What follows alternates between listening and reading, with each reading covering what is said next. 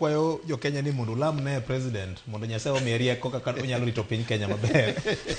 Weche mag usuru bembo jo Kenya, weche mag health ka bendo ruombore piny.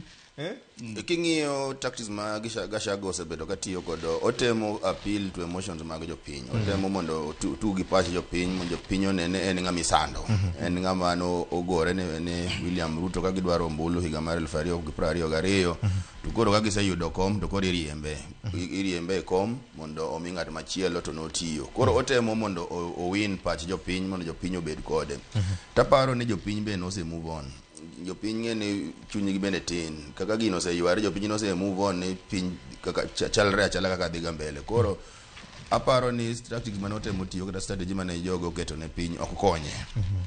Omino ka thumo mere kot kacha osiko ko lala mokuogo no lal kano dwaro ni jalup CJ okunyal keto bench mar judges ka mano no lal kendo chako yudo mar ariyo kodhin ni judges ariyo gi kik bed winj case ni kendo mano nyolal. Kora paro ko jopo kiny ema koro inyalo duong musmar mogik e sanduge mondo koro ticho dhi mbele, nikech aparo ni jo Kenya ose move on nikech ot mar od bura bunge National Assembly no se puodho Kindiki ni ema koro dhi kawo komeno.